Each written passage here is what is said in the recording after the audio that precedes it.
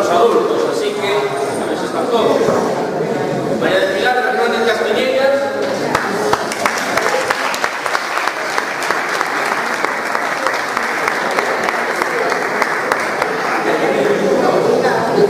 María Soledad Quintela Pérez.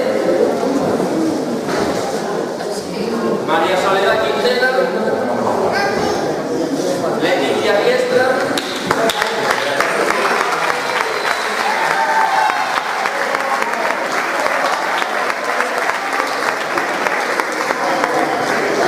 Ana María Ramos.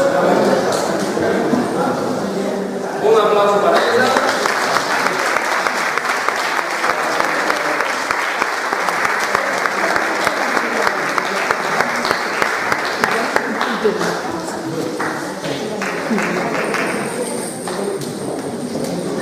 Carmen María Santiago.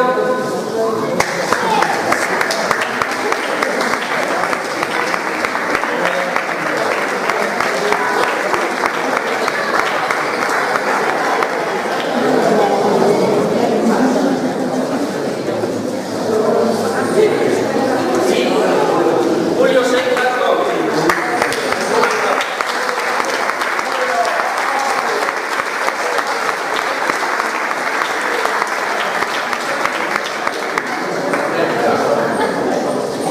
Bueno, pues un aplauso para todos ustedes.